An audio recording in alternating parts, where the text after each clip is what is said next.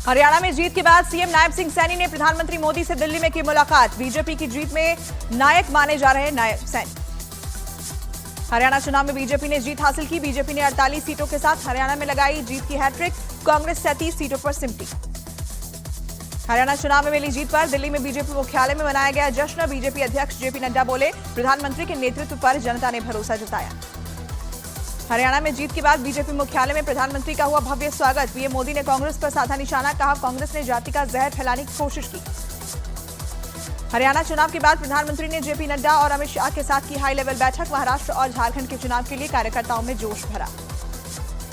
हरियाणा में बीजेपी की जीत को जेडीयू ने भी बताया ऐतिहासिक। अशोक चौधरी बोले, हरियाणा में बीजेपी की जीत का पूरे देश में पड़ेगा असर। यूपी के सीएम योगी आदित्यनाथ के प्रचार का जम्मू कश्मीर और हरियाणा चुनाव में चला जादू। हरियाणा की 14 सीटों में 9 और जम्मू कश्मीर की 5 विधानसभा सीटों में 4 पर मिली जीत। हरियाणा में मिली करारी हार के बाद कांग्रेस में सियासी हलचल तेज। भूपेंद्र सिंह हुड्डा आज दिल्ली में पार्टी आलाकमान से मुलाकात कर सकते हैं। हरियाणा में प्रचंड जीत के बाद मुख्यमंत्री नायब सिंह सैनी ने मां का लिया आशीर्वाद, कहा कांग्रेस का झूठ उजागर हो गया। हरियाणा के नतीजों पर कांग्रेस ने उठाए सवाल, कहा यह तंत्र की जीत और लोकतंत्र की हार है। हरियाणा में कांग्रेस की हार के बाद कुमारी सैलजा ने पार्टी पर उठाए सवाल, कहा नतीजे निराशाजनक, नए सिरे से सोचने की जरूरत।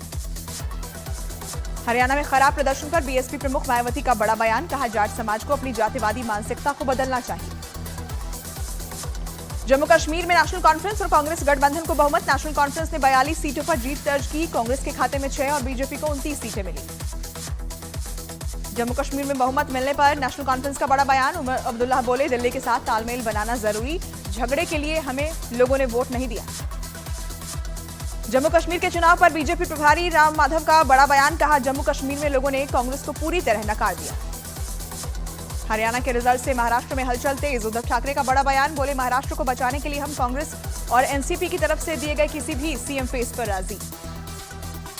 सामना के संपादकीय में उद्धव गुट ने हरियाणा चुनाव नतीजों के बाद कांग्रेस पर जमकर बोला हमला। इशारों में कांग्रेस को महाराष्ट्र में हरियाणा वाली गलती न दोहराने की नसीहत भी दी। हरियाणा में हार के बाद पार्टी के वरिष्ठ नेताओं का अपनी ही पार्टी पर हमला। मार्गरेट अल्वा ने एक्स पर लिखा, खराब रणनीति, झगड़े और झूठे प्रचार ने जीत को हार में बदला। सीरिया की राजधानी दमिश्क पर इजरायली सेना ने एयर स्ट्राइक की। हमले को लेकर सीरिया की मीडिया ने बड़े नुकसान का दावा किया। इजरायल के सीरिया के दमिश्क में किए गए भीषण हमले में 7 आम लोगों की भी जान गई। स्थानीय मीडिया के मुताबिक मरने वालों में कई बच्चे भी शामिल। इजरायल के पेजर अटैक में घायल हुए हिजबुल्लाह के लड़ाके ईरानी मस्जिद में रोते बिलखते आए नजर। ईरान की मीडिया ने जारी किया वीडियो। इजरायल के हमले को लेकर भारत में लेबनान के राजदूत का बड़ा बयान, कहा विनाश की होड़ में लगे नेतन्याहू हो गए हैं नियंत्रण से बाहर, किसी को उन्हें रोकना होगा। दक्षिण लेबनान में हिजबुल्लाह के अंडरग्राउंड कमांड सेंटर पर आईडीएफ ने बरसाए बम। हमले में हिजबुल्लाह के 50 से ज्यादा लड़ाके ढेर। लेबनान से इजरायल की सीमा में जाने वाली अंडरग्राउंड टनल को आईडीएफ ने किया ध्वस्त। टनल की मदद से ही इजरायल में घुसे थे आतंकी। लेबनान के इजरायल पर जमीन और आसमान से ताबड़तोड़ हमले जारी। अब तक लेबनान ने इजरायल पर 3000 से ज्यादा रॉकेट दागे। इजरायल ने नसरल्लाह के वारिस हाशिम सैफी अल-दीन को मार गिराने का दावा किया। हिजबुल्लाह का मुखिया बनने वाला था सैफी अल-दीन।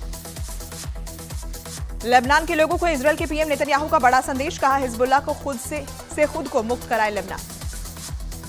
दक्षिण लेबनान में इजरायली सेना का ग्राउंड ऑपरेशन तेज। कई किलोमीटर अंदर तक घुसी इजरायल की सेना, चुन चुनकर हिजबुल्लाह के अंडरग्राउंड ठिकानों पर हमले। इजरायल में मौजूद भारतीयों ने प्रधानमंत्री मोदी से लगाई गुहार। इजरायल में मौजूदा स्थिति को खत्म करने के लिए हस्तक्षेप की अपील। पीएम मोदी आज महाराष्ट्र को 7,600 करोड़ रुपए की परियोजनाओं की देंगे सौगात। दोपहर 1 बजे वीडियो कॉन्फ्रेंसिंग से परियोजनाओं की आधारशिला रखेंगे। सीएम योगी ने यूपी एससी/एसटी आयोग के नवनियुक्त अध्यक्ष, उपाध्यक्षों और सदस्यों के साथ की बैठक। सही पात्रों को कल्याणकारी योजनाओं से जोड़ने के निर्देश दिए। पैगंबर मोहम्मद पर विवादास्पद बयान देने वाले यति नरसिंहानंद के बचाव में उतरा अखिल भारतीय अखाड़ा परिषद। रविंद्र पुरी ने नरसिंहानंद को कानूनी मदद की भी बात कही। रिजर्व बैंक ने दूसरी तिमाही में रेपो रेट में नहीं किया कोई बदलाव। रेपो रेट 6.5% पर बरकरार। डब्ल्यूएचओ ने भारत को सार्वजनिक स्वास्थ्य समस्या के रूप में ट्रैकोमा को समाप्त करने के लिए सम्मानित किया। स्वास्थ्य मंत्री जेपी नड्डा ने डब्ल्यूएचओ का आभार जताया। कोलकाता में महिला डॉक्टर के रेप मर्डर के विरोध में आरजीकर अस्पताल के डॉक्टरों का आमरण अनशन जारी। विरोध में 50 डॉक्टरों ने इस्तीफा दिया। दिल्ली में सब्जी मंडी इलाके में डीटीसी बस की टक्कर से छात्रा की मौत। गुस्साए लोगों ने बस में जमकर तोड़फोड़। राजस्थान के भिवाड़ी में एसपी की लोकेशन ट्रेस करने वाले एसआई समेत 7 पुलिसकर्मी सस्पेंड, मामले की जांच में जुटी पुलिस। यूपी की गाजियाबाद पुलिस ने अवैध असलहों की तस्करी के आरोप में एक टीचर को गिरफ्तार किया। आरोपी टीचर पर मेरठ से असलहे लाकर सप्लाई करने का आरोप। दिल्ली पुलिस ने 2 सगे भाइयों पर चाकू से हमला करने वाले आरोपी चचेरे भाई को गिरफ्तार किया। हमले में घायल एक भाई की मौत हुई। यूपी की बागपत पुलिस और गैंगस्टर के बीच गठजोड़ की पोल खोली। दुकानदार को फंसाने के लिए गैंगस्टर ने रखा ड्रग्स, पुलिस ने मारा छापा। सीसीटीवी में रिकॉर्ड हुई पूरी घटना। दिल्ली के सटे नोएडा में इकोटेक 3 में पुलिस ने मुठभेड़ में 25,000 के इनामी बदमाश को गिरफ्तार किया। आरोपी की पहचान शाहनवाज के रूप में हुई। बिहार के मुजफ्फरपुर में पिस्तौल की नोक पर महिला से गैंगरेप की कोशिश, विरोध करने पर आरोपियों ने महिला से मारपीट की।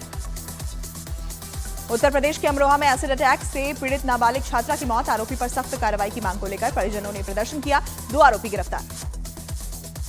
यूपी के अलीगढ़ में आदमखोर जंगली जानवर की दहशत, खेत पर काम कर रहे किसान की 1.5 साल की बच्ची को उठा ले गया जानवर।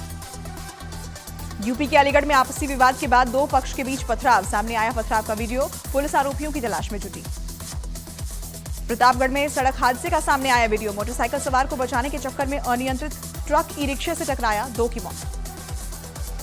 यूपी के लखीमपुर खीरी में कई जान ले चुके तेंदुए को वन विभाग की टीम ने पकड़ा। पिछले दिनों एक बच्चे को उठा ले गया था आदमखोर तेंदुआ। बिहार के मुजफ्फरपुर में बागमती नदी का कहर कम होने का नाम नहीं ले रहा, बाढ़ की वजह से कई दर्जन गांव प्रभावित। बिहार के भागलपुर में कई गांव गंगा नदी के पानी में डूबे, गांव में रहने वाले लोग पलायन को मजबूर। और बिहार के सीतामढ़ी में हजारों घर बाढ़ के पानी में समाये, प्रशासन की टीमें राहत और बचाव के काम में जुटी।